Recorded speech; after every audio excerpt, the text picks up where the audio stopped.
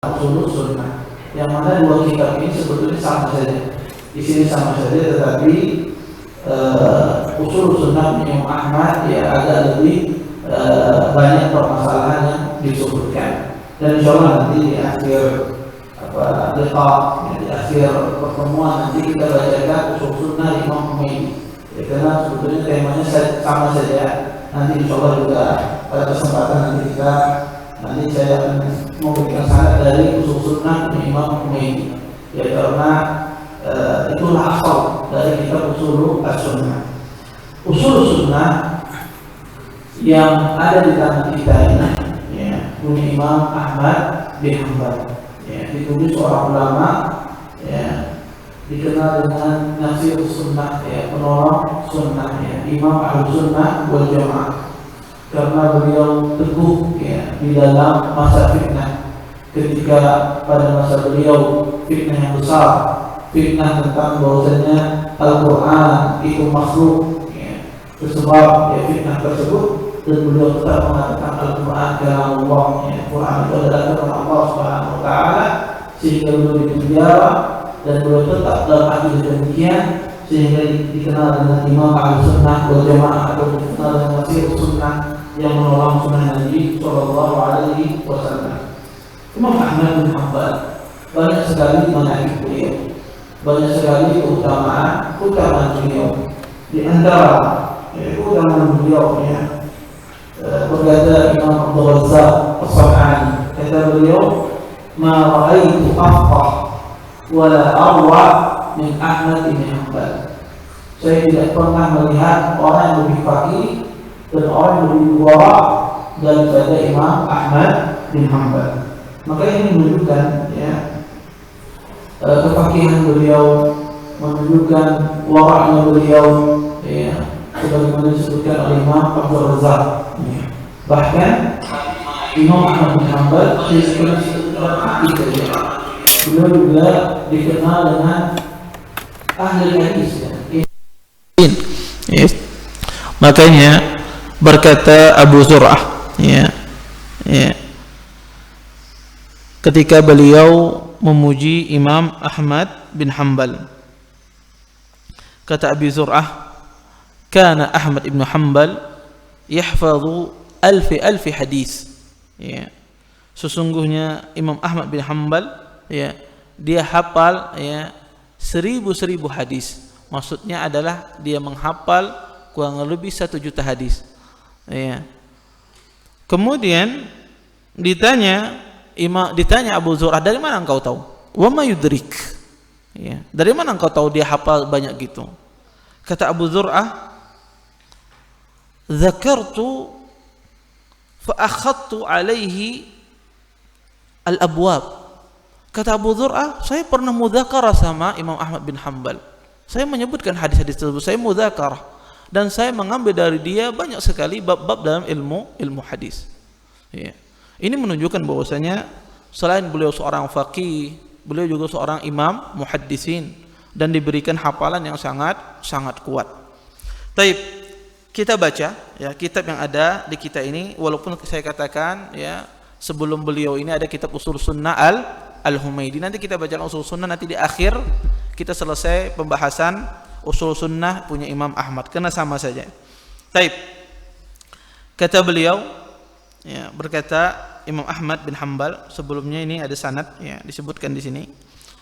Qala Syekh Al-Imam Abdul Mudhaffar Abdul Malik ibn Ali ibn Muhammad Al-Hamdani, haddatsana Syekh Abu Abdullah Yahya ibn Abil Hasan ibn Al-Banna, qal akhbarana walidi Abu Ali Al-Hasan ibn Ahmad ibn Abdullah ibn Al-Banna, قال أخبرنا أبو الحسين علي بن محمد بن عبد الله بن بشران المعدل قال أخبرنا عثمان بن أحمد بن سماك قال حدثنا أبو محمد الحسن بن عبد الوهاب بن أبي العنبر قراءة عليه من كتابه في شهر ربيع الأول من سنة 93 و200.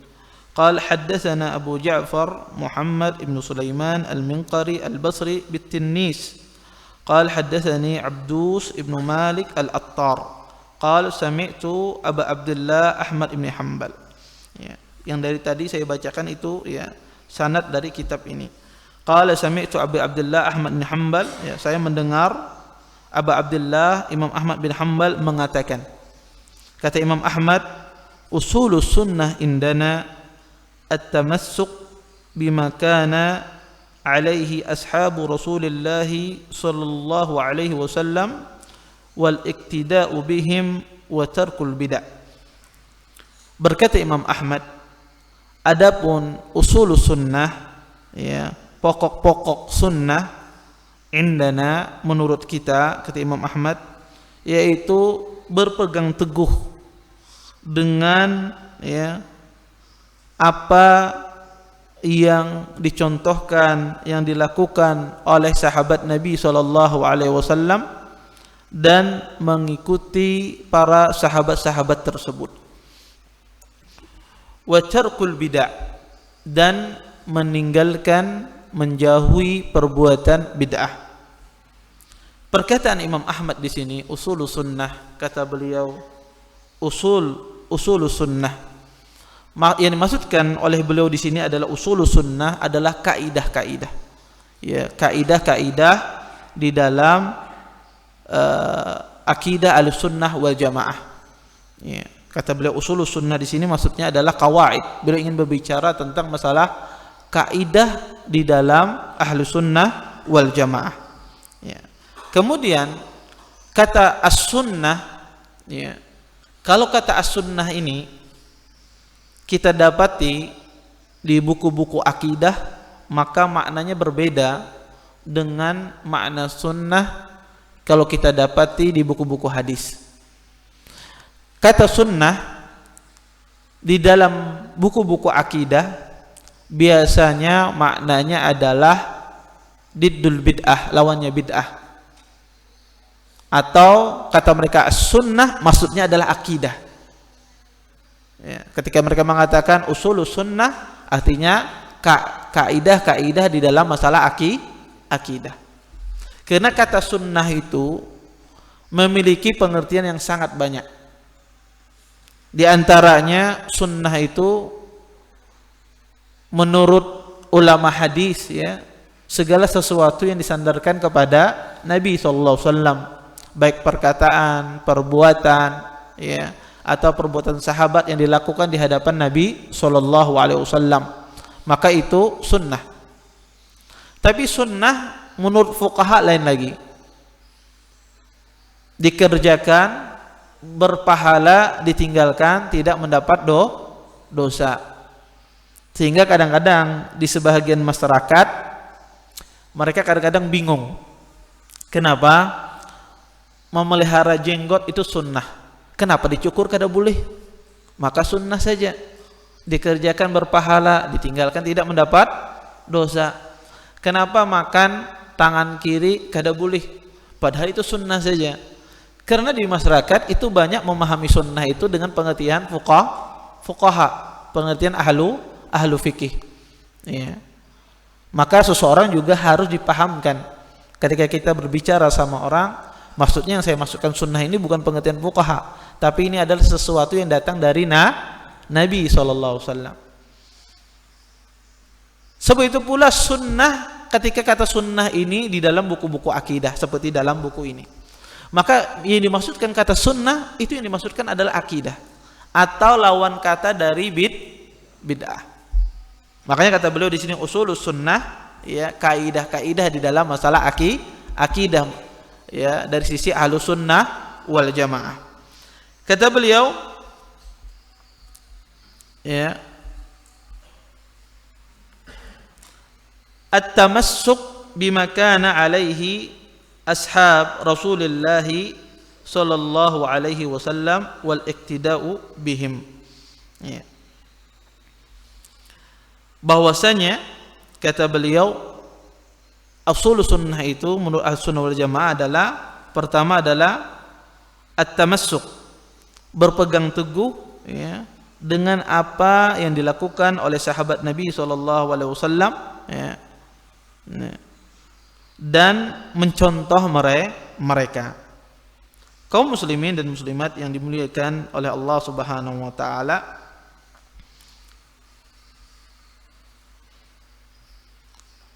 para ulama ketika mereka mengarang buku, ya, para ulama ketika mereka mengarang buku, mereka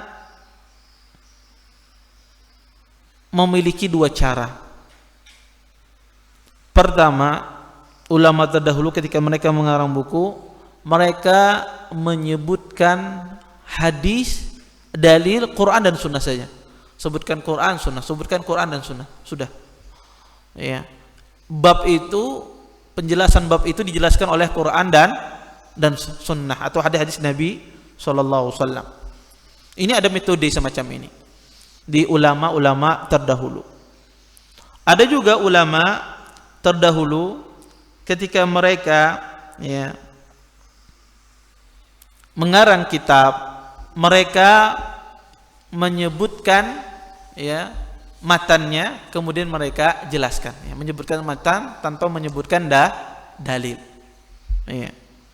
Maka kalau kita lihat karangan-karangan ulama terdahulu, maka tidak, ya, akan terlepas dari hal ini, ya, tidak akan terlepas dari hal ini. Imma dia, ya, menyebutkan dalil dari Quran dan hadis-hadis Nabi SAW ketika mereka mengarang kitab mereka, atau mereka menyebutkan kaidah-kaidah, ya, kaidah-kaidah atau dasar-dasar yang inti di dalam sebuah masalah. Yang dilakukan oleh Imam Ahmad di sini adalah beliau menyebutkan dasar-dasar, ya, dasar-dasar inti di dalam sebuah masalah. Di sini Imam Ahmad rahimahullah, beliau ingin menyebutkan salah satu pokok pondasi dari as-sunnah. Karena kenapa kita ini harus tahu, ya, usul sunnah, ya, pondasi atau hal-hal yang pokok di dalam masalah akidah. Banyak orang itu belajar perkara akidah. Kalau antum tanya orang yang sudah belajar akidah banyak, ya. Kalau antum tanya apa itu usul-usul dalam masalah atau usulu manhajus salaf misalnya, usul dalam manhaj salaf, atau apa itu usul dalam masalah akidah. Iya, banyak orang tidak tahu. Padahal usul itu sangat penting. Karena di bawahnya banyak sekali permasalahan. Di sini Imam Ahmad bin Hanbal ingin menyebutkan salah satu dari usul akidah Ahlussunnah wal Jamaah. Salah satu usul dari akidah Ahlussunnah wal Jamaah adalah mereka, ya, berpegang teguh dengan apa yang dilakukan oleh sahabat Nabi sallallahu alaihi wasallam dan, ya, mengikuti mereka, ya, mengikuti mereka. Taib. Di sini, ya, Imam Ahmad bin Hanbal ingin menjelaskan bahwasanya perkara yang sangat penting di dalam akidah adalah seseorang wajib dia berintisab, menisbatkan dirinya kepada para sahabat Nabi SAW, kepada para salaf. Maka entah itu perbuatannya dia dasari atas dasar perbuatan ini dilakukan oleh sahabat-sahabat Nabi SAW, ataukah perkataannya ketika dia beribadah maka didasari bahwasanya perkataan ini pernah dicontohkan oleh sahabat Nabi sallallahu alaihi wasallam. Oleh karena itu, Imam Ahmad di sini ingin menjelaskan kepada kita, wajib bagi seorang muslim dia harus menisbatkan dirinya, ya, dia harus menengketkan dirinya kepada orang-orang terdahulu di kalangan sahabat Nabi sallallahu alaihi wasallam. Sehingga, ya, tidak boleh atau tidak benar seseorang mengatakan, ya, tinggalkan pendapat para sahabat, tinggalkan pendapat para tabi'in, ya, mereka adalah laki-laki, kita adalah laki-laki, ya. Mereka bisa berpendapat, kita juga bisa berpendapat. Maka ini keliru. Ya. Maka seseorang Ahlus Sunnah wal Jamaah, setiap amal ibadahnya, setiap perbuatannya, maka harus disandarkan kepada perbuatannya para salaf, perbuatannya para sahabat Nabi sallallahu alaihi wasallam. Kemudian kata beliau, wa tarkul bid'ah, dan di antara usul sunnah juga adalah meninggalkan bid'ah. Dan ini Bapak Ibu pembeda antara dakwah salaf dengan dakwah yang lainnya. Karena dakwah salafiyah, dakwah salaf itu sangat perhatian dengan istilah tasfiyah dan tarbiyah. Ya. Dakwah salaf itu sangat perhatian dengan tasfiyah dan tarbiyah. Tasfiyah itu adalah memurnikan seseorang dari sesuatu yang keliru, dia murnikan. Ya, kemudian setelah seseorang tersebut dimurnikan, ditasfiyah, maka ada tarbiyah, dididik orang tersebut. Tasfiyah itu rukun yang terpenting adalah memperingatkan umat dari berbagai macam bid'ah, sehingga dia meninggalkan bid'ah. Karena seseorang, gimana dia mau menjalankan al-haq kalau seandainya dia mengerjakan kebatilan?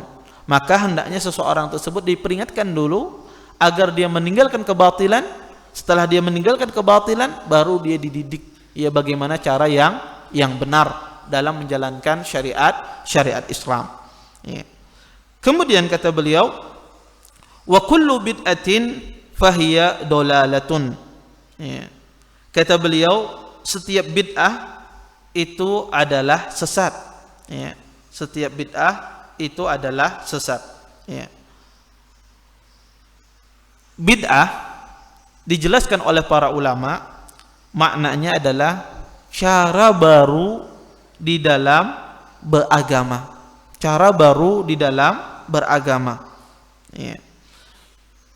Yang mana cara ini menyaingi syariat yang Allah turunkan kepada Rasulullah sallallahu alaihi wasallam.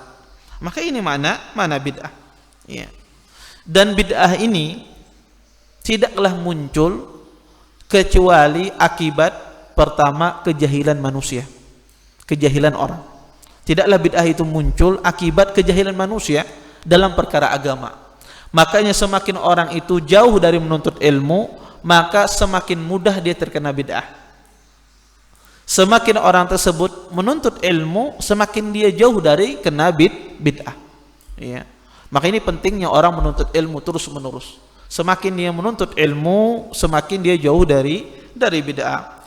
Kemudian sebab yang terbesar juga ada bid'ah di dalam perkara agama ini adalah seseorang mengikuti hawa nafsunya. Dia tahu ini salah, dia tahu ini menyimpang, tetapi dia mengikuti hawa nafsunya karena takut mata pencariannya, karena takut dia ditinggalkan masanya, maka dia melakukan perbuatan bid'ah. Ya. Kemudian ya, akibat bid'ah ini ya, juga disebabkan karena kepanatikan. Ya. Akibat seorang fanatik terhadap kelompoknya, sehingga apapun yang dikatakan kelompoknya itu pastilah benar. Ya. Mereka tidak mau melihat, ya, tidak mau mengambil kebenaran kecuali pada kelompoknya. Akibat ta'assub, baik itu ya fanatik terhadap sebuah mazhab fikih, ya, fanatik terhadap mazhab Hambali misalnya, fanatik terhadap mazhab Abi Hanifah misalnya, maka inilah bermunculan perkara bid'ah.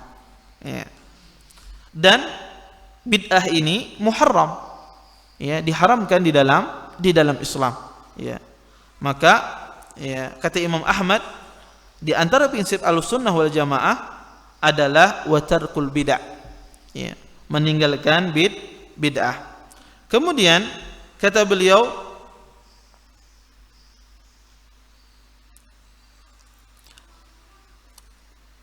fahiya wa kullu bid'atin fahiya dolalatun. Kata beliau, setiap bid'ah, ya, setiap bid'ah itu adalah sesat. Ini menunjukkan bahwasanya tidak ada bid'ah itu yang baik. Tidak ada bid'ah itu yang baik. Ya, maka keliru kalau ada sebagian orang mengatakan ada istilah bid'ah hasanah, ada bid'ah yang baik.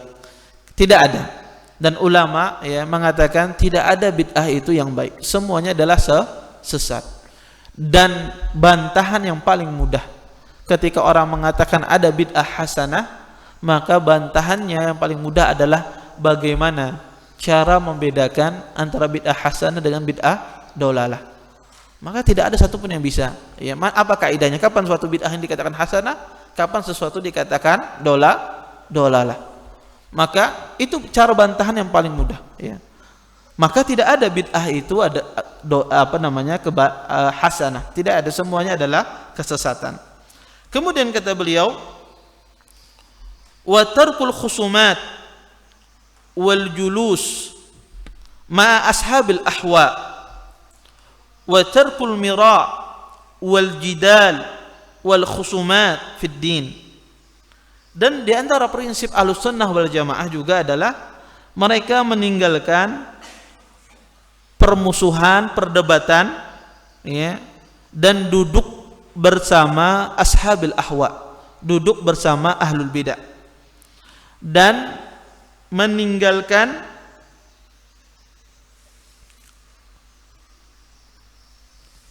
perdebatan, perselisihan di dalam agama. Ya. Di sini Imam Ahmad bin Hanbal rahimahullah, ya, beliau menjelaskan kepada kita, kata beliau di antara prinsip Ahlussunnah wal Jamaah juga adalah mereka meninggalkan perdebatan atau dialog, ya, bersama orang ahlul bidah. Ya, dan duduk bersama mereka. Ya.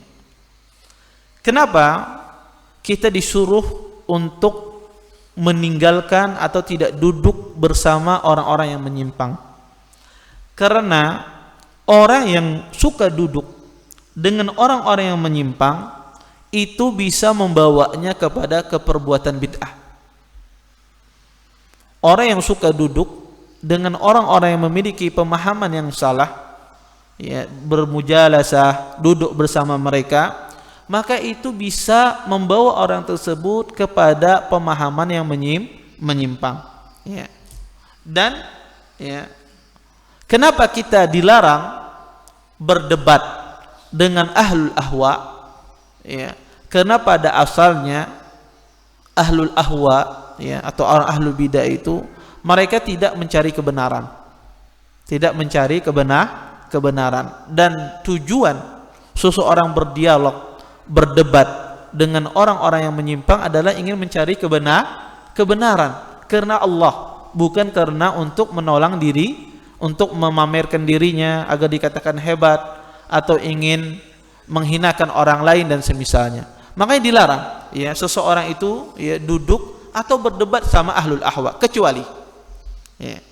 kecuali pertujuan debat tersebut, ya, tujuan debat tersebut adalah, ya, untuk, ya, menjelaskan agama Allah Subhanahu wa taala, untuk menjelaskan al-haq, menjelaskan kebenaran daripada kebatilan, ya, dan semata-mata diperuntukkan untuk Allah Subhanahu wa taala, maka ini tidak mengapa.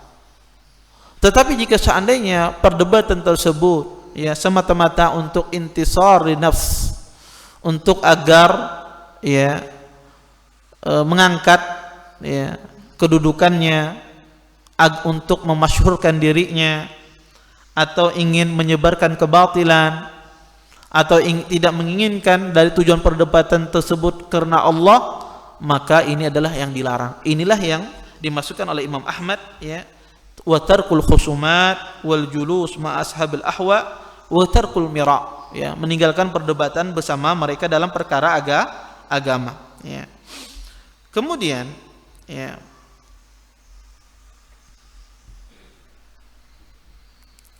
Sunnah, kata beliau, sunnah indana athar Rasulullah sallallahu alaihi wasallam. Kata beliau, adapun sunnah, ya, menurut kita, ya, adalah hadis Nabi sallallahu alaihi wasallam. Di sini Imam Ahmad ingin menjelaskan di antara akidah Ahlussunnah wal Jamaah, mereka berpegang teguh dengan hadis Nabi sallallahu alaihi wasallam. Dan seperti apa keyakinan Ahlussunnah wal Jamaah dengan hadis Nabi sallallahu alaihi wasallam? Di sini ingin beliau jelaskan. Kata beliau, "Was-sunnah tufassirul Qur'an." Sesungguhnya sunnah itu, hadis Nabi tersebut menafsirkan Al-Qur'an. Ini perkataan yang sangat penting. Banyak orang keliru dalam masalah memahami antara hadis Nabi dengan Quran. Tersebar di sebagian tulabul ilm, di sebagian orang yang menuntut ilmu, mereka menganggap sunnah Nabi itu adalah sumber kedua dari Al-Quran. Jadi orang itu, dan ini tersebar, ya, sumber pertama adalah Al-Quran. Ketika kita berdalil, sumber pertamanya adalah Quran. Sumber keduanya adalah hadis Nabi SAW. Sekilas perkataan ini nampak bagus, tetapi ini adalah perkataan yang salah. Kenapa? Karena Quran dan hadis Nabi SAW itu sama, derajatnya sama. Maka keliru orang yang mengatakan, ya, kita jadikan sumber yang rujukan pertama adalah Quran, rujukan kedua adalah hadis. Seolah-olah hadis itu di bawah Al-Quran, itu salah. Hadis dan Quran itu sama, dan itu perkataan Nabi sendiri. Kata Nabi SAW, "Ala inni utitul Quran wa mislahu ma'ah." Sesungguhnya aku diberikan Al-Quran dan semisalnya sama, yaitu hadis Nabi SAW. Akibat, ya, ini akibat orang-orang kalam, ahlul kalam, ya, masuk di dalam banyak buku-buku ulama, ya, sehingga mereka mendefinisikan sunnah itu, menjadikan sunnah itu sebagai sumber kedua, ya, bahkan ada sebagian tidak menjadikan sebagai rujukan kalau seandainya dia adalah hadis ahad. Maka di sini perkataan Imam Ahmad di sini sangat penting. Beliau mengatakan bahwasanya sunnah, ya, itu adalah tufassir Quran. Di antara fungsi sunnah Nabi SAW adalah menafsirkan Al-Quran. Ya. Kemudian kata beliau, wahia dalailul Quran, ya, karena sunnah itu adalah petunjuk bagi Quran. Maksudnya apa? Sunnah itu menafsirkan Quran dan petunjuk bagi kita untuk dalam memahami Al-Quran. Karena kadang-kadang di dalam Al-Quran, kadang-kadang ayatnya berbicara secara umum dan diperinci di dalam hadis Nabi SAW. Contoh misalnya, di dalam Al-Quran Allah menyebutkan tentang masalah bolehnya berwasiat, ya. Kemudian di dalam hadis Nabi SAW diperinci seperti apa wasiat yang diperbolehkan, yaitu tidak boleh melebihi dari sepertiga. Atau di dalam Quran dijelaskan sholat, tapi tidak diperinci tentang tata caranya. Dijelaskan di hadis Nabi SAW. Maka itu yang dimaksudkan sunnah tufassir Quran. Sunnah itu menafsirkan Al-Quran, dan dia petunjuk, ya, dalail Quran, ya, petunjuk-petunjuk Quran, ya, yang menjelaskan keumuman dari Al-Quran, kemutlakan dari Al-Quran. Itu dijelaskan di dalam sunnah Nabi SAW. Kemudian kata beliau, walaysa fi sunnati qiyasun, dan tidak ada di dalam hadis Nabi SAW itu masalah qiyas. Maksudnya apa, Ustaz? Yang dimaksudkan di sini adalah tidak boleh seseorang itu menolak hadis Nabi SAW akibat bertentangan dengan qiyas akalnya. Sedangkan qiyas itu adalah sesuatu yang masyru', sesuatu yang sesuatu pendalilan di dalam Al-Quran, suatu pendalilan di dalam memahami Al-Quran dan dalam memahami hadis Nabi SAW. Tetapi yang dimaksudkan beliau qiyas di sini adalah bukan qiyas syar'i, tapi adalah qiyasul aqli. Seseorang menolak Al-Quran dengan akalnya, dengan qiyas akalnya, dengan logikanya. Adapun seseorang memahami Al-Quran, memahami As-Sunnah, mengambil sebuah hukum dengan cara qiyas yang sesuai dengan kaidah-kaidah, maka ini tidak ada masalah. Tetapi yang beliau maksudkan di sini adalah seseorang menolak Al-Quran, ya, menolak As-Sunnah karena bertentangan dengan logika akalnya. Kemudian kata beliau, wala tudrabu lahul amsal wala tudraku bil uqul walal ahwa. Ya. Dan sesungguhnya, ya, sunnah tersebut, ya, tidak bisa, ya, ditolak dengan permisalan-permisalan. Ya, tidak bisa ditolak dengan permisalan-permisalan. Ya.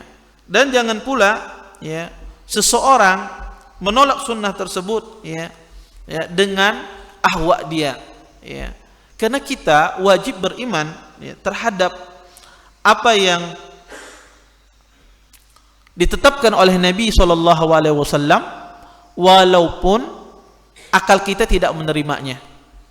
Ya, wajib kita beriman terhadap apa yang disampaikan oleh Nabi SAW, walaupun menurut akal kita, ya, menurut akal kita bahwasanya, ya, hal tersebut mustahil, hal tersebut bertentangan dengan akal kita. Kenapa? Karena sunnah tersebut, ya, tidak boleh dibantah dengan akal, ya. Dan juga tidak boleh, ya, seseorang meninggalkan sunnah atau membantah sunnah dengan hawa nafsunya, ya. Kemudian kata beliau, innama huwal ittiba wa tarkul hawa. Dan sesungguhnya bagi kita sebagai seorang muslim, hanya di dalam sunnah Nabi itu cuma mengikuti saja, ya, dan meninggalkan hawa nafsu. Di sini beliau ingin menjelaskan kepada kita bahwasanya tugas kita seorang muslim ketika dihadapkan kepada sebuah hadis Nabi SAW, ketika disampaikan ayat-ayat Allah, hadis-hadis Nabi SAW, tugas kita ittiba saja, ikuti saja. Tidak usah apa kita menolaknya. Oh, ini bertentangan dengan akal anak, saya tidak setuju, ya. Oh, ini bertentangan dengan secara kenyataan. Kita, tugas kita sebagai seorang muslim, terima saja. Datang dari hadis Nabi SAW, terima. Jangan kita menolaknya, ya, karena mengikuti hawa nafsu, atau kita membantahnya karena bertentangan dengan akal kita. Taib. Kemudian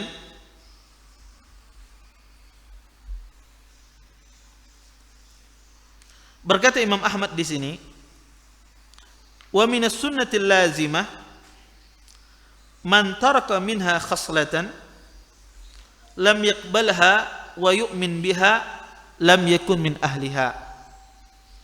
Kata beliau, di antara sunnah, barang siapa yang meninggalkan salah satu dari sunnah ini, maka dia tidak dikatakan orang yang beriman kepada Allah Subhanahu wa taala, yaitu masalah al-iman bil qadar khairihi wa syarrih.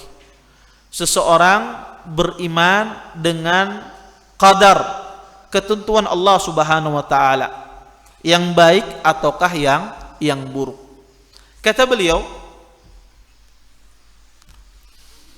barang siapa yang meninggalkan salah satu dari perkara ini, ya, tidak dikatakan dia adalah ahlul iman, tidak dikatakan dia orang beriman. Di antaranya adalah beriman kepada takdir Allah Subhanahu wa taala. Kita tahu beriman kepada takdir itu bagian dari rukun iman. Rukun iman yang keberapa? Keenam apa kelima? Keenam. Beriman kepada takdir itu ada rukun iman yang keenam. orang yang tidak beriman dengan takdir, maka dia tidak beriman dengan rukun iman. Satu saja rukun iman tersebut diingkari, maka dia tidak beriman dengan rukun iman. Karena rukun iman itu adalah bagian dari sebuah akidah. Ya. Makanya ketika kita berbicara akidah, maka yang dimaksudkan akidah itu apa? Akidah itu ya arkanul iman, rukun iman yang 6. Antum kalau ditanya akidah itu apa? Ketika kita berbicara akidah, maka yang dimaksudkan akidah itu semuanya pembahasannya adalah cuma rukun iman. Rukun iman yang 6 saja. Maka itu pembahasan akidah, tidak keluar dari itu. Ya. Makanya ada perbedaan antara akidah dengan manhaj. Perbedaannya dari sisi tema. Akidah itu adalah arkanul iman. Adapun manhaj adalah ya sesuatu ya yang berkaitan ya dengan ya atau seseorang ya cara seseorang dalam menetapkan hukum Allah ya. Cara kita menetapkan hukum Allah dalam perkara ibadah, dalam perkara muamalah ya. Maka ini maknanya manhaj, menetapkan hukum Allah dalam masalah ibadah, dalam masalah muamalah dan yang lainnya. Para ulama membedakan akidah dengan manhaj dari sisi tema saja. Tetapi akidah dan manhaj itu sebetulnya satu. Akidah dan manhaj itu satu. Tidak mungkin orangnya akidahnya salaf, manhajnya berbeda. Atau manhajnya salaf, akidahnya bukan salaf, tidak mungkin. Ya. Maka akidah orang salaf otomatis manhajnya salaf. Manhajnya salaf, akidahnya salaf. Ulama membedakan dari sisi pembahasan akidah dengan manhaj. Ya. Pembahasan manhaj itu lebih luas, sedangkan pembahasan akidah cuma terpusat pada arkanu al-iman, rukun iman yang 6. Kemudian kata beliau, wa tasdiq bil ahadisi fih, dan seorang muslim wajib dia ya, beriman, membenarkan hadis-hadis yang berbicara tentang masalah qadar ya. Wajib seorang muslim beriman tentang hadis-hadis yang berbicara tentang masalah qadar. Kenapa? Karena banyak orang kufur, nanti akan dijelaskan di sini. Banyak orang itu kufur dalam masalah takdir, ya. Dan banyak orang itu sesat dalam masalah takdir. Dan kebanyakan orang sesat di muka bumi ini akibat masalah takdir. Kemudian kata beliau di sini,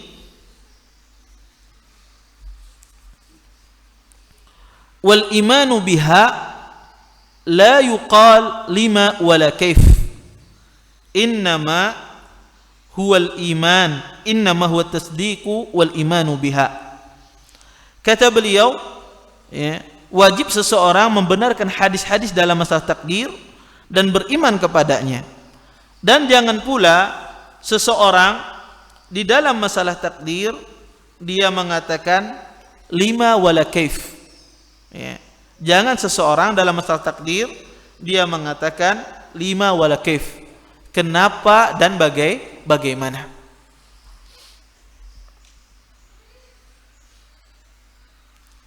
Innama huwa tasdiqu wal imanu biha. Dan sesungguhnya di dalam masalah takdir itu kita wajib membenarkan dan hanya beriman kepadanya. Kaum muslimin dan muslimat yang dimuliakan oleh Allah Subhanahu wa taala. Allah Subhanahu wa taala telah menentukan takdir manusia. Allah Subhanahu wa taala telah menentukan takdir manusia, baik yang buruk ataukah yang jelek, telah ditentukan oleh Allah Subhanahu wa taala. Dan seseorang tidak dikatakan dia beriman dengan takdir, ya, tidak dikatakan dia beriman dengan takdir, ya, sampai dia memahami 4 hal ini. Pertama, ya, dia ya mengetahui tentang ilmu Allah Subhanahu wa taala, bahwasanya Allah mengetahui tentang takdir manusia. Apa yang terjadi, ya, apa yang belum terjadi dan apa yang akan terjadi, Allah tahu takdir manusia. Maka seseorang harus mengetahui bahwasanya Allah Subhanahu wa taala mengetahui apa yang akan terjadi di muka bumi ini. Yang kedua, seseorang harus memahami di dalam masalah takdir, ya, bahwasanya semua yang ada di muka bumi ini telah ditulis oleh Allah Subhanahu wa taala di Lauhul Mahfuz. Apa yang terjadi di muka bumi ini sudah ditulis oleh Allah Subhanahu wa taala di dalam Lauhul Mahfuz. Maka, ya, kita wajib beriman demikian. Kemudian yang ketiga adalah kita meyakini, ya, bahwasanya kehendak Allah Subhanahu wa taala. Apa yang terjadi di muka bumi ini berdasarkan kehendak Allah Subhanahu wa taala. Kemudian yang keempat, ya, kita harus meyakini di dalam masalah takdir ini, ya, bahwasanya segala sesuatu yang ada di muka bumi ini diciptakan oleh Allah Subhanahu wa taala. Maka empat hal ini harus dipahami dengan benar. Dan inilah sebab banyaknya orang tersesat di dalam masalah takdir. Ada dua kelompok yang sesat dalam masalah takdir, dan ini kebanyakan orang tersesat dalam masalah takdir. Ada kelompok Qadariyah dan ada kelompok Jabariyah.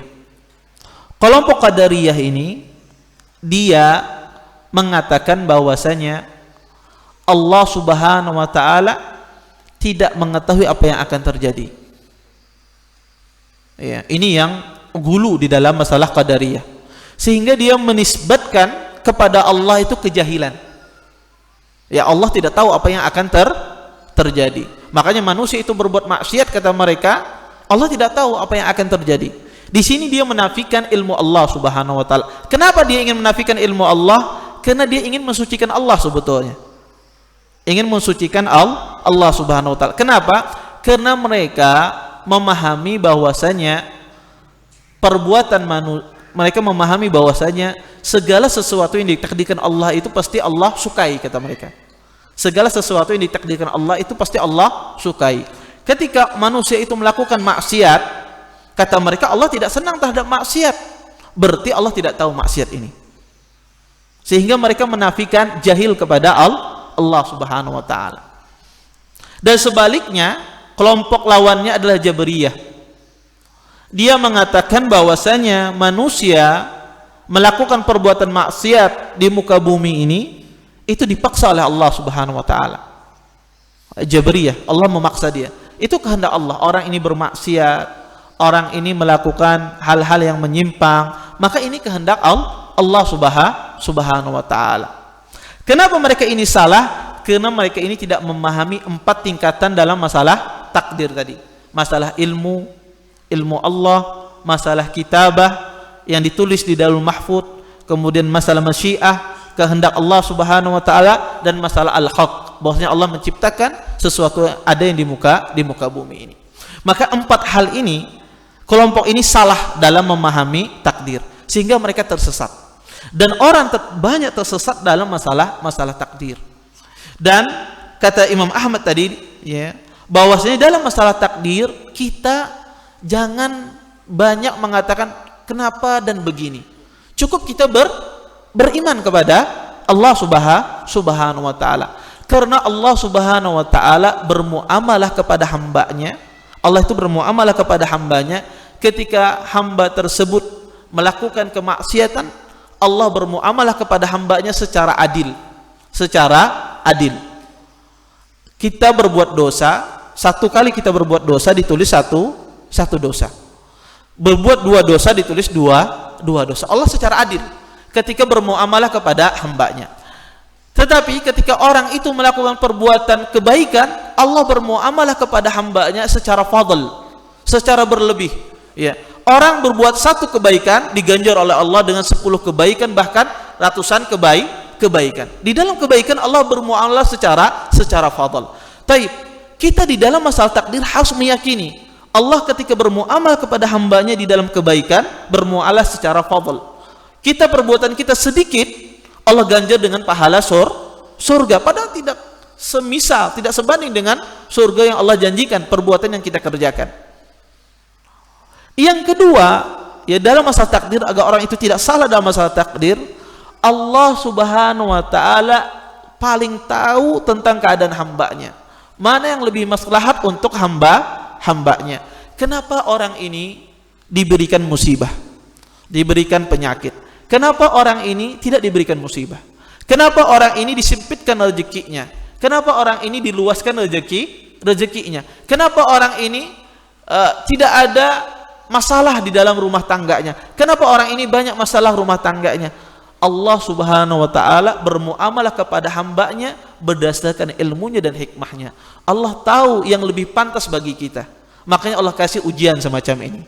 Allah tahu yang lebih pantas bagi kita. Kenapa orang ini semacam ini dikasih ujian semacam ini? Karena Allah bermuamalah atas dasar ilmu dan hikmahnya. Sebagaimana kalau Anda punya anak, ya Anda punya anak 4 dan 5, Anda tahu anak Anda yang pertama ini cocoknya dikasih mainan ini. Anak Anda yang kedua Anda tahu dia senangnya mainannya ini. Kalau dikasih ini dia tidak bagus. Sebagaimana seorang ayah mengetahui keadaan anaknya, bagaimana dengan Allah Subhanahu wa taala tentu akan lebih tahu tentang keadaan hambanya. Makanya Allah ketika bermuamalah sama hamba itu sesuai dengan hikmah dan ilmunya, dan Allah tahu inilah yang cocok bagi seorang ini. Kenapa ini tidak diberikan jodoh, sedangkan ini dapat jodohnya cepat dapatnya misalnya? Karena Allah tahu mana yang lebih pantas untuk hambanya. Nah, dua kelompok ini tersesat ketika mereka tidak memahami 4 hal tadi, masalah ilmu, masalah kitabah, menurut masyiah, dan dalam masalah dalam penciptaan. Taib. Kemudian kata Imam Ahmad di sini, wa man lam ya'rif tafsir al-hadis wa yablughu aklah faqad kufiya dhalika wa uhkima lahu فعليه الإيمان به والتسليم له مثل حديث الصادق المصدوق ومثل ما كان مثله في القدر ومثل أحاديث الرؤيا كلها وإن أتى عن الأسماء واستوحس منها المستمع وإنما عليه الإيمان بها وألا يرد منها حرفا واحدا وغيرها من الأحاديث المأثورات عن الثقات. Kata Imam Ahmad bin Hanbal rahimahullah ta'ala, barang siapa yang tidak mengetahui tafsirul hadis dan tidak bisa akalnya memahaminya, faqad kufiya dzalika wa uhkima lahu, maka cukup jika dia tahu ada hadis walaupun dia tidak paham, tidak mengerti, maka itu cukup sebagai sebuah hukum bagi dia, sebuah ketetapan bagi dia, dan wajib atas dia beriman dan taslim dan pasrah. Ya, seorang muslim tidak ada pilihan baginya kalau dihadapkan dengan Al-Quran dan hadis Nabi SAW, walaupun dia tidak memahaminya, tidak mengetahui tafsirnya, maka wajib hal yang pertama kita lakukan adalah beriman, ya, menerima hukum yang ada di dalamnya. Seperti hadis As-Sadiqul Masduq. Ya, hadis Sadiqul Masduq ini adalah hadis Abdullah bin Mas'ud. Ya, bahwasanya kata Nabi SAW, seseorang itu akan dikumpulkan di perut ibunya, ya selama 40 hari, ya selama 40 hari, dan berbentuk darah, ya proses penciptaan manusia, segumpal darah, segumpal daging, ya kemudian nanti ditiupkan ruh dan seterusnya. Ya kemudian kata Nabi SAW, ya maka ditulislah, ya setelah ditiupkan ruh ditulislah rezekinya, ajalnya, bahagianya, dan sengsaranya. Mungkin sebagian orang malaikat masuk ditiupkan ruh di dalam perut. Mungkin sebagian orang membayangkan dengan akalnya. Ini masalah apa? Masalah gaib. Wajib kita beriman. Walaupun akal kita tidak bisa membayangkannya. Wajib kita beriman. Dan seperti itu pula kata beliau, hadis tentang masalah takdir, hadis-hadis yang berkaitan tentang masalah takdir, wajib kita beriman. Ya. Kemudian juga hadis-hadis yang berkaitan tentang melihat Allah nanti di hari kiamat kelak. Ya, wajib kita beriman. Mungkin di antara kita bertanya bagaimana seorang muslim melihat Tuhannya. Maka wajib hal yang pertama yang kita lakukan adalah beriman.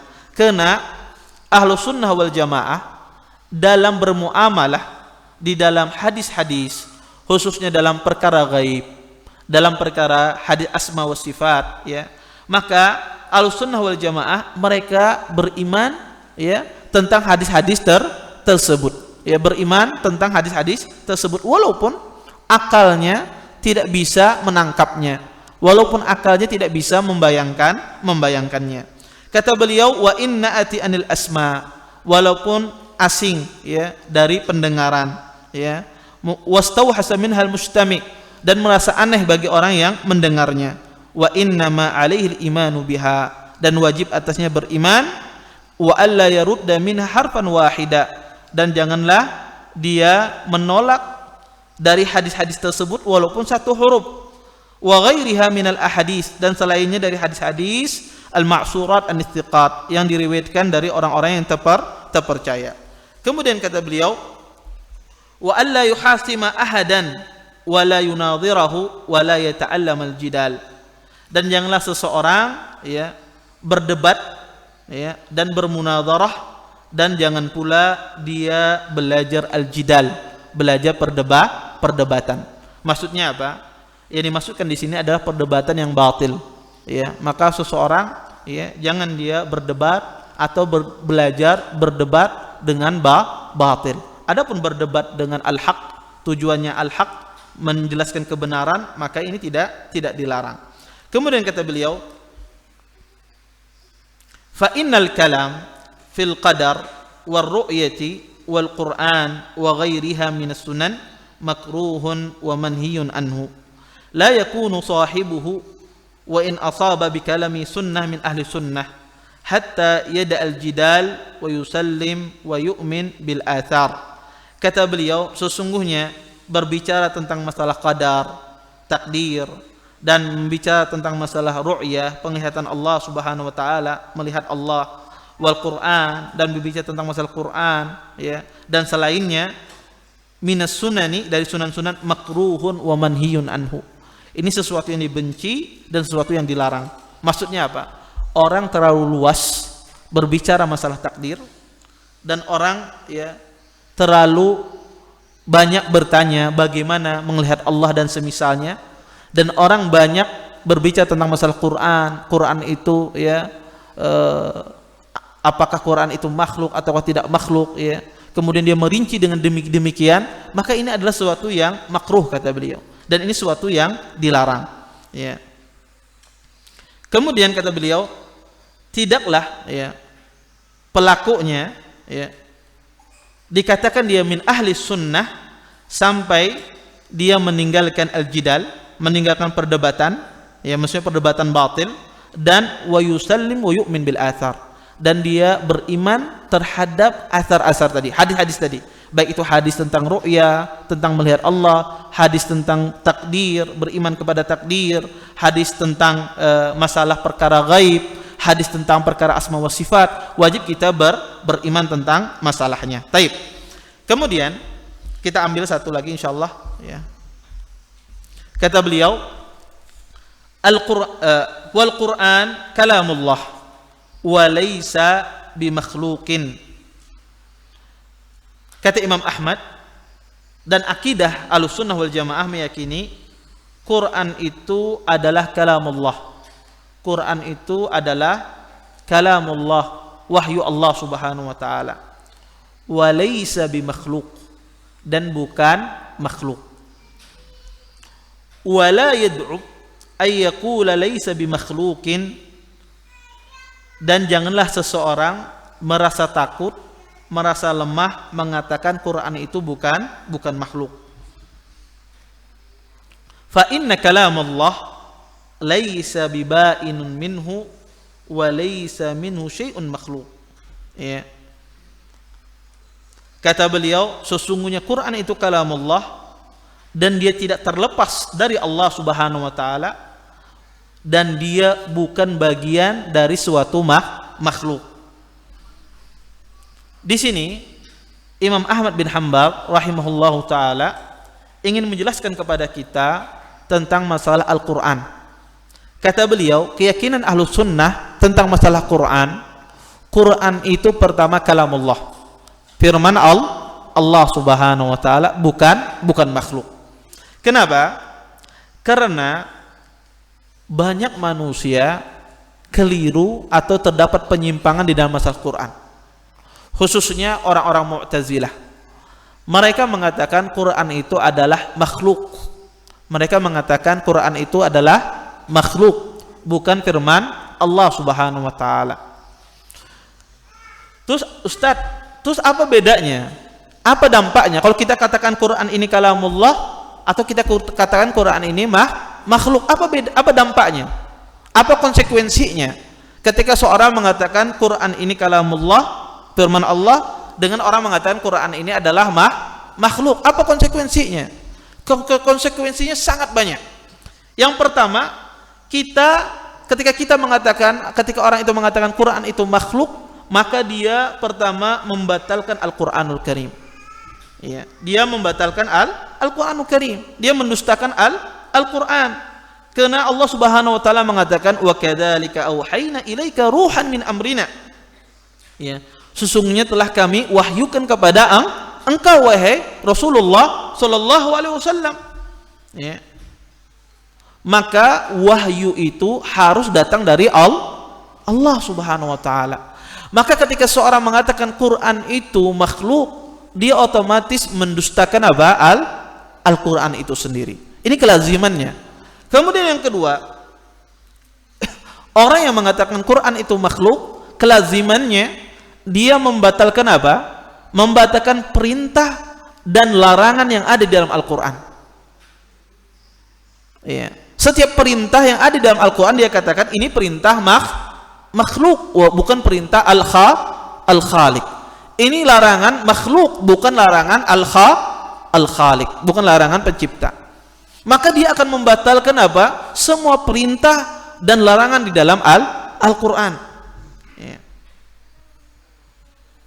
Dan konsekuensinya juga, orang yang mengatakan Quran itu makhluk, maka dia akan mengatakan semua sifat Allah itu adalah makhluk.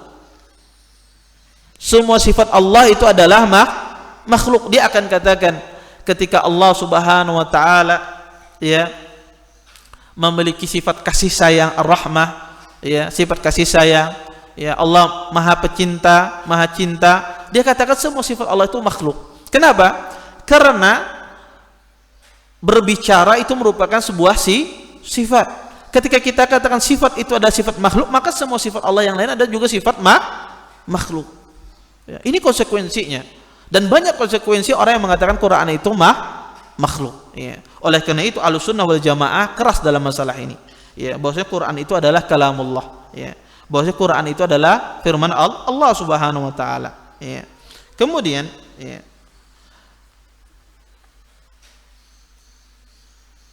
beliau mengatakan wa iyyak wa munadharatu man ahdatsa fihi. Dan hati-hatilah engkau berdebat dengan orang yang ya melakukan perkara baru dalam hal ini, yaitu mengatakan Quran ini adalah makhluk. Ya. Maksud beliau adalah kita meninggalkan perdebatan dengan ahlul bidah ya, dan pembicaraan dengan orang-orang filsafat yang mengatakan Quran itu adalah makhluk. Kemudian kata beliau, wa man qala bil lafz wa ghairihi wa man waqafa fihi faqal la adri makhluqun aw laysa bimakhluq wa innama huwa kalamullah fahadha sahibu bid'atin mislu man qala wa makhluq. Barang siapa yang mengatakan, dia mengatakan dengan lafaznya, lafzi perkataanku, wa man qala bil lafz, maksudnya adalah orang yang mengatakan dengan perkataan lafazku ini makhluk, perkataanku ini, lafazku ini ketika aku membaca Al-Quran, lafaz yang saya ucapkan ini adalah makhluk, ya. Wa man waqafa fihi, dan orang yang mengatakan, yang berhenti, waqaf itu adalah orang yang tidak tahu apakah Quran itu makhluk ataukah bukan makhluk, ya. Kata beliau, maka ini adalah sahibu bid'ah. Jadi orang yang mengatakan lafzi bil Quran makhluk, perkataanku dengan Quran ini adalah makhluk, atau orang yang mengatakan saya tidak tahu Quran ini makhluk ataukah bukan, maka ini semuanya kata beliau ada sahibu bid'ah, pelaku bid'ah. Jadi seperti apa? Seorang ahlu sunnah dia harus tegas mengatakan Quran itu apa? Kalamullah. Tidak boleh dia ragu mengatakan Quran ini makhluk ataukah bukan makhluk, atau dia datang dengan ibarat yang mujmal, ibarat yang bisa dipahami ganda, ya. Seperti seseorang sering mengatakan bahwasanya, ya, perkataanku makhluk, adapun yang keluar, adapun yang dibaca itu bukan makhluk. Ini adalah perkataan yang mujmal. Maka ini dilarang di dalam akidah, dalam perkara akidah. Orang yang merinci semacam ini, maka cukup seseorang mengatakan bahwasanya Quran itu kalamullah, ya. Kemudian kata Imam Ahmad, wa inna ma huwa kalamullah wa laisa bimakhluk. Sesungguhnya Al-Quran itu, ya, murni adalah kalamullah dan bukan makhluk. Taib. Kita ambil satu pembahasan al-iman birru'yah yaumil qiyamah. Kemudian kata beliau, wal iman birru'yah yaumil qiyamah, dan ahlu sunnah beriman, ya, tentang melihat Allah Subhanahu wa taala di hari kiamat. Sebagaimana kamaruya anin Nabi sallallahu alaihi wasallam minal ahadits as-sihah, sebagaimana diriwayatkan dari Nabi sallam dari hadis-hadis yang sahih. Wa anna Nabiy sallallahu alaihi wasallam qad ra'a rabbahu, dan sesungguhnya Nabi sallallahu alaihi wasallam telah melihat Tuhannya. Fa innahu ma'surun an Rasulillah sallallahu alaihi wasallam sahih.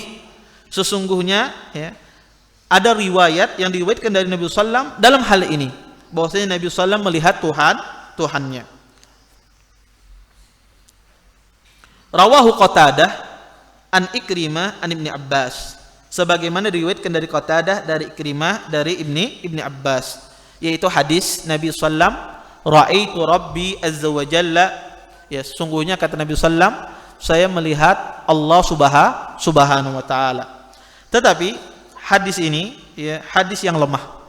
Ya, perkataan ra'aitu Rabbi azza wa jalla, kata Nabi saya melihat Tuhan saya, itu hadis yang lemah, ya. Di dalam sanadnya ada seorang rawi yang lemah, ya.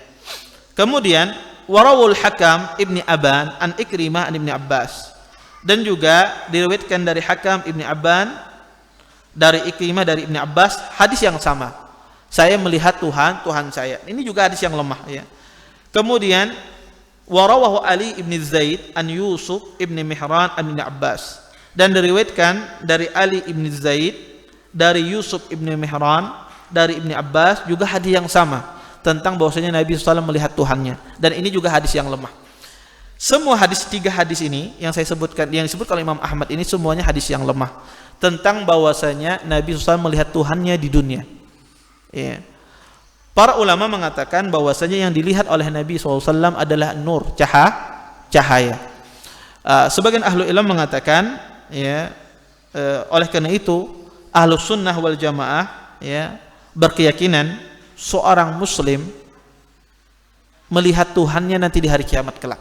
Seorang muslim akan melihat Tuhannya nanti di hari kiamat kelak. Berdasarkan ayat Allah Subhanahu wa taala, wujuhu yauma idzin nadirah ila rabbiha nadirah, pada hari di mana muka-muka berseri karena dia melihat Tuhannya. Maka seorang muslim, ya, dia akan melihat Tuhannya nanti di hari kiamat. Berbeda dengan kelompok-kelompok di Ahlussunnah. Sebagian mereka tidak meyakini seorang muslim nanti akan melihat Tuhannya di hari kiamat. Kemudian para ulama, ya, mengatakan bahwasanya Allah Subhanahu wa taala tidak bisa dilihat di dunia. Allah Subhanahu wa taala tidak bisa dilihat di dunia. Karena melihat Allah di dunia itu suatu yang mustahil, ya, suatu yang mustahil. Karena keadaan manusia itu tidak sanggup untuk melihat Allah Subhanahu wa taala. Tetapi ahlu sunnah ya berselisih tentang masalah apakah mungkin seorang muslim itu melihat Tuhannya dalam mimpinya. Ya, Tuhan itu melihat Allah itu di dalam mimpinya. Para ulama mengatakan bahwasanya ya sebagaimana dinukilkan oleh sebagian ahlul ilm ya, sebagian mereka mungkin saja seseorang itu melihat Tuhannya, tetapi pintu ini tidak boleh dibuka. Ya, pintu ini tidak boleh dibuka. Maka hendaknya seseorang cukup mencukupkan bahwasanya Allah itu akan dilihat di hari kiamat. Adapun melihat Allah di dunia secara yaqdzah, ya terjaga dan semisalnya, maka tidak bisa. Maka tidak ada satu manusia pun yang melihat Allah Subhanahu wa taala di dunia. Adapun Nabi sallallahu alaihi wasallam yang beliau lihat adalah nur, ya, yang beliau lihat adalah cahaya. Ya, kata Nabi sallallahu alaihi wasallam, hijabuhun nur, sebagaimana dalam hadis Aisyah, sesungguhnya hijabnya adalah cahaya. Ya, maka ya hadis-hadis yang mengatakan bahwasanya Nabi sallam ra'aitu rabbi azza wajal yang disebutkan di sini itu ada hadisnya adalah hadis yang lemah ya. Nabi sallam tidak melihat Allah Subhanahu wa taala di dunia, walaupun ini adalah perkara khilaf di kalangan Ahlussunnah wal Jamaah. Apakah Nabi melihat Allah itu? Apakah Nabi yang dilihat adalah cuma nur, ya cahaya? Terjadi khilaf dalam masalah ini. Tetapi yang jelas Ahlussunnah sepakat bahwasanya Allah Subhanahu wa taala dilihat nanti di hari kiamat kelak. Semua orang akan melihat Allah Subhanahu wa taala, orang-orang yang beriman. Kemudian wal hadisu indana ala zahirihi. Ya. Kata beliau, adapun hadis-hadis berbicara tentang penglihatan Allah itu ala zahirihi, ya, sesuai dengan zahirnya, tidak boleh kita takwil. Kama jaa anin Nabi sallallahu alaihi wasallam, sebagaimana datang dari Nabi sallallahu alaihi wasallam. Wal kalamu fihi bid'ah, dan berbicara tentang masalah ini, ya, orang yang mengingkari tentang masalah penglihatan Allah Subhanahu wa taala, penglihatan muslim terhadap Allah Subhanahu wa taala, ini adalah sebuah kebid'ahan. Walakin nu'minu bihi, dan wajib kita beriman tentang hadis-hadis ru'yah, tentang hadis-hadis melihat Allah nanti di hari kiamat. Kama jaa ala zahirihi, sebagaimana pada zahirnya. Wala nunadir fihi ahadan, dan janganlah kita berdebat dalam masalah ini.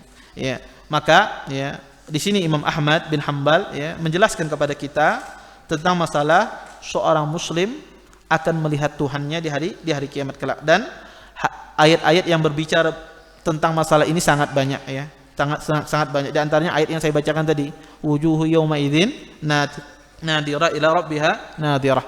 Dan hadis-hadis Nabi SAW juga banyak. Di antara hadis Nabi SAW, innakum satarawna rabbakum kama tarawna al-qamar lailatul badri. Kata Nabi SAW, sesungguhnya kalian akan melihat Tuhan kalian sebagaimana kalian melihat bulan purnama di malam, ya, sebagaimana kalian akan melihat bulan di malam purnama, ya, sehingga orang akan melihat Tuhannya sebagaimana kita melihat bulan purnama, ya. Maka ini dalil yang sangat jelas seorang muslim dia akan melihat Tuhannya nanti di hari kiamat kelak. Wallahu a'lam. Taib, mungkin ini saja ya yang dapat kita sampaikan. Nanti insyaallah pada malam hari nanti kita selesaikan pembahasan kita tentang masalah kitab Usulu As-Sunnah ini. Taib. Ada yang bertanya? Silahkan kalau ada yang bertanya. Taib. Kalau ada yang mau bertanya silahkan. Ya, fadhal.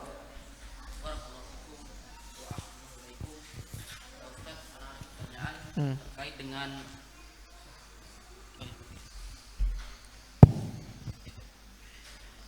Barakallahu fikum wa ahsanallahu ilaikum. Ustadz, anak ada pertanyaan terkait dengan perkataan Al-Quran itu makhluk, yang kita tahu bahwa ini dipopulerkan oleh orang-orang Mu'tazilah. Pertanyaannya Ustadz, apa tujuan Mu'tazilah itu mengatakan itu Ustadz? Apa tujuannya? Kalau misalkan mereka bertujuan ibtal yang tadi kita katakan Al-Quran, kemudian membatalkan perintah dan larangan, maka tentu kufur kan? Tapi apa tujuan mereka Ustaz? Itu Karena ada syubhat di mereka. Karena mereka mengatakan Quran itu syai', Quran itu sesuatu. Sedangkan Allah mengatakan wa khaliqu kulli syai'. Sedangkan Allah itu menciptakan segala sesuatu. Karena mereka menganggap Quran itu adalah sesuatu, sedangkan ayat Quran Allah itu menciptakan segala sesuatu, ya. Maka kata mereka, ya, Quran itu makhluk, ya, Quran itu makhluk. Kalau kita katakan Quran itu bukan makhluk, kata mereka, berarti Allah itu makhluk, kata mereka balik, ya. Maka berarti Allah itu makhluk karena Quran itu syai'. Inilah yang salah dari pemahaman mereka. Mereka memahami ayat wallahu khaliqu kulli syai'. Allah menciptakan segala sesuatu. Kata mereka selain Allah itu makhluk, sedangkan Quran itu adalah dari sesuatu makhluk. Nah, ini sebetulnya mudah sekali, ya, membantah syubhat orang Mu'tazilah ini, ya. Itu, ya, ayat yang mengatakan Allah khaliqu kulli syai', ya, wa huwa ala kulli syai'in wakil, ya, bahwasanya Allah menciptakan segala sesuatu, ya, bahwasanya, ya, tidak mengharuskan itu mencakup semuanya, tidak mengharuskan untuk mencakup semuanya, ya, karena kata syai' itu tidak harus mencakup semuanya. Sebagaimana Allah katakan di dalam Raja Saba, ya, Ratu Saba, kata Allah wa utiyat min kulli syai'. Sesungguhnya Allah kasih Ratu Saba itu segala sesuatu dari kerajaan. Apakah dia diberikan kerajaan seperti kerajaan Nabi Sulaiman? Tidak, ya. Kerajaannya tidak seperti kerajaan Nabi Sulaiman, tapi Allah katakan dalam Al-Qur'an wa utiyat min kulli syai'. Allah berikan segala sesuatu dari kerajaan. Tetapi kerajaan Nabi Sulaiman lebih besar daripada kerajaan Ratu Saba. Maka kata syai' itu tidak mesti bermakna segalanya. Ya, ini akibat syubhat semacam ini mereka mengatakan Quran itu adalah makhluk. Wallahu alam. Satu lagi Ustaz, kan di sini disebutkan bahwa wala yad'ufu ay yaqula laisa bimakhluk. Jadi dan kita mendapati dalam sejarah bahwa ashabu Imam Ahmad dan tilmid Imam Syafi'i terpaksa mengatakan itu, dan juga Ustaz apa yakni yatarattab ala al-qail, apa konsekuensinya dari ucapan tersebut? Barakallahu fikum. Adapun pada masa Imam Ahmad itu semua orang dipaksa untuk mengatakan apa? Quran itu makhluk. Maka orang yang dipaksa sedangkan hatinya, ya, tetap dalam keyakinan, dalam kekokohan dalam agama, maka dia tidak berdosa. Ya, hadis cerita Ammar bin Yasir, dia dipaksa untuk kufur, mengucapkan perkataan kufur, ya, illa man ukriha wa qalbuhu mutmainnun bil iman. Orang yang dipaksa hatinya, orang yang dipaksa tapi hatinya tetap dalam keadaan keimanan. Maka ini tidak ada konsekuensi. Orang yang dipaksa untuk melakukan perbuatan kufur tetapi hatinya tetap beriman kepada Allah Subhanahu wa taala. Makanya ashab Imam Ahmad dan yang lainnya ketika mereka dipaksa, ya, mereka tidak dikatakan dia sahibul bid'ah. Kenapa? Karena mereka dipaksa, dan orang dipaksa itu tidak bisa dihukumi, ya, selama dia, ya, meyakini hal tersebut yang diucapkan itu adalah salah. Wallahu a'lam. Kembali pertanyaan dari Ustaz Ahmad Samudin. Afwan. Kembali, apakah memang ada motif tertentu orang-orang Mu'tazilah sampai memaksakan akidah ini? Apa tujuan mereka? Iya. Iya. Nah, di antara tujuannya adalah tujuan yang utama adalah pertama membatalkan isi Al-Qur'an. Karena itu produksi budaya, akhirnya dia katakan itu adalah produksi, nantinya ini produksi budaya orang Arab. Iya. Karena dia makhluk, maka konteksnya adalah sesuai dengan kondisi orang Arab, sehingga penafsirannya bisa ditafsirkan dengan berbagai macam penafsiran. Makanya di antar konsekuensinya itu adalah nanti, ya, saya sebutkan di awal tadi, adalah akan membatalkan Al-Qur'anul Karim dari semua sisi. Entah itu membatalkan ayat Quran itu turun dari Allah, membatalkan nanti isi kandungan Al-Qur'anul Karim dan seterusnya, ya. Maka sehingga mereka katakan ini makhluk, sehingga nanti perintah dan larangan yang ada di Al-Quran nggak perlu dilaksanakan, ya. Karena itu seperti perkataan, apa bedanya perkataan si fulan jangan kamu lakukan ini dengan perkataan si fulan jangan kamu lakukan ini? Karena nggak ada perbedaan antara perkataan makhluk yang satu dengan makhluk yang lain. Kapan perintah itu bernilai? Ketika datang dari Allah Subhanahu wa taala. Kapan larangan itu bernilai? Ketika datang dari Allah Subhanahu wa taala. Ketika larangan itu datang dari seseorang hamba, sesama hamba, maka tidak ada nilainya. Maka tujuan akhirnya adalah membatalkan perintah dan larangan yang ada di dalam Al-Qur'anul Karim. Wallahu a'lam. Taib. Ada lagi yang lain? Saya kira cukup ya. Taib, silakan Pak. Terakhir.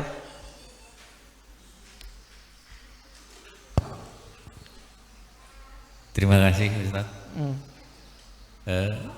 Yang ingin kami tanyakan, apa perbedaan antara qada, qadar dan takdir tadi, dan apa persamaannya Ustaz? Ya. Kami terutama qada dan qadar ini masih bingung sekali. Ya. Terima kasih.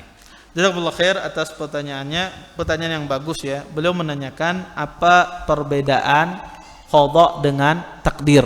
Ya. Perbedaan qada dengan takdir, Pak.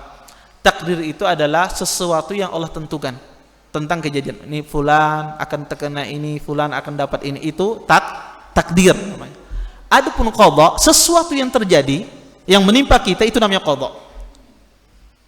Jadi saya dapat musibah, maka musibah yang terjadi pada saya itu namanya qada. Sebelum musibah itu terjadi, itu namanya takdir.